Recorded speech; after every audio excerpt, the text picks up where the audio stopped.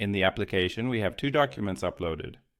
Two cost invoices documenting the acquisition of computer equipment and office supplies. In Excel, I'd like to assign the individual items from these invoices to the appropriate cost categories.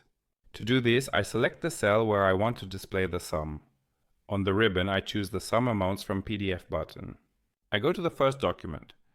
The first item is a laptop, so I select that item because a laptop is a piece of computer equipment. Similarly for the mouse, the monitor, and the keyboard. Headphones are also a piece of computer equipment. GeForce also belongs to computer equipment, and Microsoft Office also belongs to computer equipment. I move to the second document. On the second document, there's only one item that belongs to computer equipment, a laptop. I select this item. The sum in Excel has updated. In the bottom right corner, a table showing the sum components has appeared. By clicking on the corresponding component, I am taken to the place in the document from which that component originated.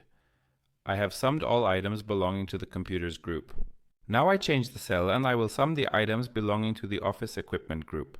I know that all items from the first document were assigned to the computers group, so I go to the second document. On the second document, I know that only one item, the laptop, was assigned to the computers group. All others should be assigned to the office equipment group.